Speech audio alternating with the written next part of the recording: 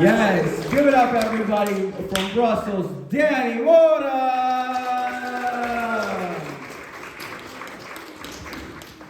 One more time for your fantastic host, please. And we also share a name. I'm also Dan, but not Belkin, so don't worry, I'm not gonna email you. Actually, my name is Daniel Mora. I'm from Spain, and I live in Brussels, which, in case you're wondering, yes, means that I'm chronically depressed. In days like this, I look out the window and I see all the decisions of my life like that to this moment, and I'm like, why? I'm not sad, I'm just disappointed. You know, we were talking about museums at the beginning of the show. Today I visited the Royal Museum of Antwerp, is that a thing? And there was this big ass painting called the Spanish Fury, with a bunch of Spanish soldiers destroying Antwerp in the 16th century. I'm sorry about that, by the way. I don't condone violence, but guys, after 2 months of not seeing the light of sun, I have to empathize with those people. It's a hard, but I love to complain. It's one of the things that I hate the most about me. But I actually like Brussels. I have to say, I like Brussels, especially how international it is. You know, there's some international people in the room. I feel as well. So I love in Brussels that you can meet people from all over Europe. But sometimes I feel a little bit intimidated, you know, because there are people with family roots all over Europe. These amazing family stories. And all my family, for generations, they all come from the same fucking village in the middle of rural Spain. So sometimes we meet someone at the party and they'll be like, yeah, my dad's from Germany, and my mom's from Greece, and my grandparents were Ukrainian immigrants who lived in the Austro-Hungarian Empire. I'm like, that's great, my grandparents were cousins. Well, my grandparents were not cousins, but their grandparents for sure were cousins. I mean, we tried to trace the family tree, but at some point it got very complicated because everyone kept having the same family name. It was Gomez all the way through to the beginning of time. It was very difficult. But guys, I'm very happy to be here because actually today is the first day that I've been in Antwerp in all my life. It's my first time. Thank you so much. I'm sorry I didn't came before. I knew I should have come before. I've been 3 years in Belgium already, but you will have to acknowledge that taking 3 years to do something important shows that I'm already half Belgian. I'm really well integrated in here. And I wanted to get a souvenir of my first trip to Antwerp, so I went to the tourist office and I was like, okay, what can I get that's typical from here? And they were like, either diamonds or cocaine. And I was like, great, do you have something within my budget? Do you have any free samples? And they were like, get the fuck out of here. I was like, fair enough. But, what was I going to talk? Because we're doing some sort of like alternative therapy in here. And I was thinking a lot lately about astrology. You guys have been feeling weird. I'll have you know that it's actually because Mercury is in retrograde. But I want to talk about this because I was recently dating this girl, Sandra, and she was really into astrology. She really believed in astrology, and we didn't end up well. To be fair, she was right from the very beginning. We were not very compatible. After all, I am a Taurus. She is promiscuous. I'm sorry. I believe the term nowadays is polyamorous. Is there any polyamorous in the room? Jose and what was Lola? You guys over there was giving me great polyamory. Is there any declared polyamorous in the room here? I am a hypothetical polyamorous, you know. Like I would like to. I feel like polyamory is kind of like tax fraud that nobody does it. But we still keep hearing about it, you know? Now I have this theory that there's actually a nice overlap between people who believe in astrology and people who believe in polyamory. It's kind of the same. I think that your chances of believing in both of them increase because both of them, for them to work, you really have to believe in them. And most importantly, all the people will only put up with you as long as you're hot. If you're hot, you can believe in anything. You can believe in the free market if you want. If you're hot, it doesn't really matter. But on the other hand, I have to say, Sandra was right. If you believe in astrology, you gotta be polyamorous because you don't want to put all your planets in the same basket. You wanna fuck everyone until you find someone compatible. You know, it's a scientific method. It's how Galileo would have wanted it. You know. So at some point, I started using reverse psychology on her, or basically adopting her methods. You know.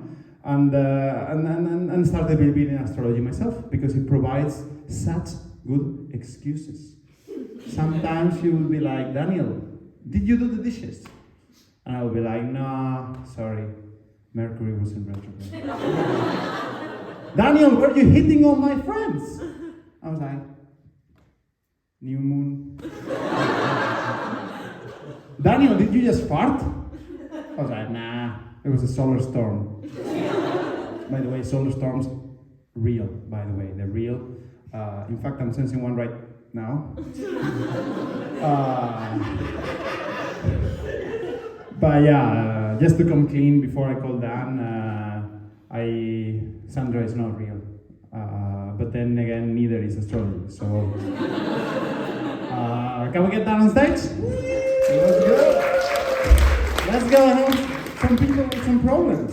Let's do it. Oh my god. Oh yeah. I'm so happy to see so many broken people.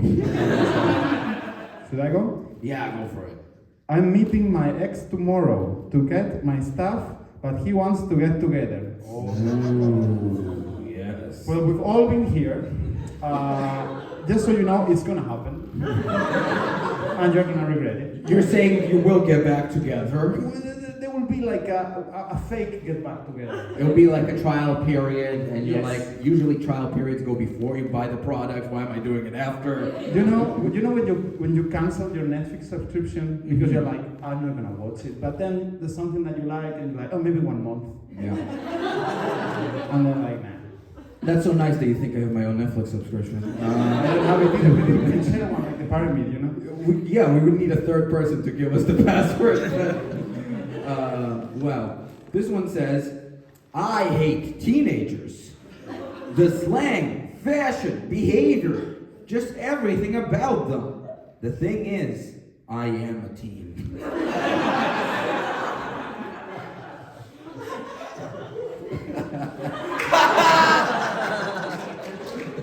Wow, okay, yeah. I don't know, I never have this many teens in my audience usually, but wow, okay, so you hate your generation. That's I feel like that's actually very millennial to do that. Yeah, that's our thing, don't steal it. Yeah, that's right, you can't be one of us. Find your own thing, guys. You got TikTok, or TikTok is for like older people already? I don't know, I'm not. You're not on it? On TikTok? TikTok, yeah. Nah, I'm too like, no. No. Yeah. Okay, but this person, they want to get in with the other generations. They don't like their own generation. So maybe we can give them advice on how to get in. What are the other generations we have? Let's go from backwards. Let's go boomers. You want to get in with the boomers? Yeah. Yeah. What you have to do, I guess you have to get a job. Yeah. You gotta do something with your life. You gotta get really good at being like, oh, taxes, I make money, you know, like a lot of that. Okay, and then down from boomers we go into Generation X. Gen X, rock and roll. 40 something, right? 40 to 50, 60, I guess. Yeah. You want to get in with the Gen X? They're the cool punk rock, like they're the original cool people, I think. Weren't those like the grunge people, like the people who listen to like Pearl Jam and stuff? Yeah, exactly. So if you want to get in with them, I would say you're leading in the right way. Start talking about how much you hate other generations. Yeah. Go to Coachella. Yes. Important. Yes. Millennials, if you want to get in with us, you just have to praise us a lot, I think.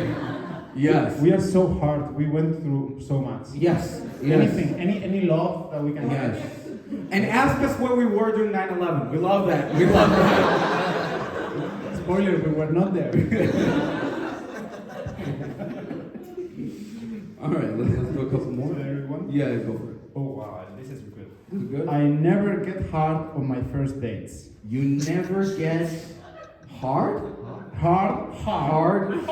On my first dates. You never get hard on your first date. I assume it's that kind of hard, yes. Okay, so I don't know if you saw this, but earlier we had somebody who was on second dates talking about babies. This is the opposite. On the first date, your mind couldn't be further away from the baby making process. I understand. What I'm wondering is, like, if you don't get hard on the first date, how does it get better after? Like, maybe you're one of those sapiosexuals or something. That's right. You need exposure to the person to get hard. I understand. What you gotta do is your first date can't actually be your first date. You gotta stalk them for at least a month beforehand. Just start showing up. And how are you gonna know if your equipment's gonna work if you don't test it out before, you know? So you follow them around and you test it out. No. Alternatively, if they have a sexy friend that you can look up during the first date, and that will save you some time down the road, as we have already established. That's right. We've had a person who did this to their friend that they lost touch with. Yeah, I was taking notes. Yes.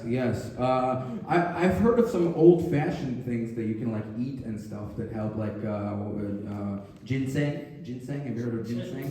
Oh yeah, there's like this aphrodisiac thing. Yeah. Isn't there like some sort of seafood? Oysters. Oysters. That's right.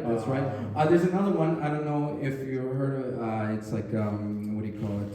Viagra. Yeah, Viagra. I think it's covered by Social Security. That's where 50% of taxes go to. You know? Some boomers are getting hard. Yeah. Just after the show, if you want to get the real stuff, the stuff that's going to keep you hard forever, just talk to the nuclear pharmacist. Yeah. Clear the road. All right, let's do 2 or 3 more. We're not going to be able to get through all of them. So let's.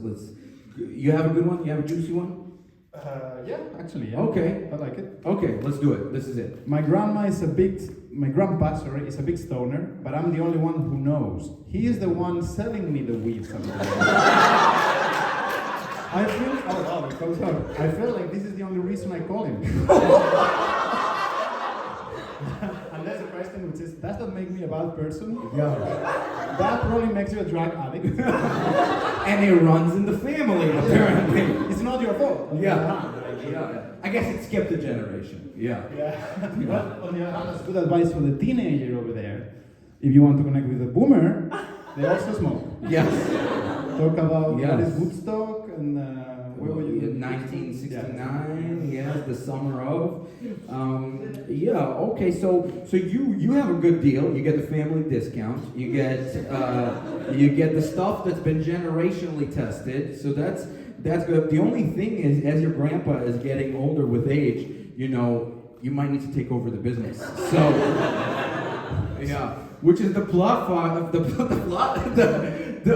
narrative of The Godfather. I was gonna say, but also please send me the contact. All right, one more. My mother doesn't want to meet my partner because my mother doesn't want to meet my partner because it's a woman, and I'm a woman. What to do? It just says what? It just says what? Yeah. Okay, so, but your mother, I'm assuming, is also a woman. So what? That's a lot of assuming, eh? It's a lot of assuming. Yeah. Wow. Yeah. She doesn't want to partake. Well. Luckily, hopefully, because you're a woman and your partner is a woman, maybe your partner could be your new mommy. So look at that.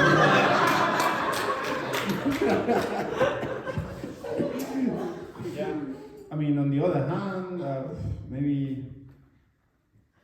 just wait for the elections. Maybe your mom was right all along, you know? I'm missing some political information here. Move to another country, maybe?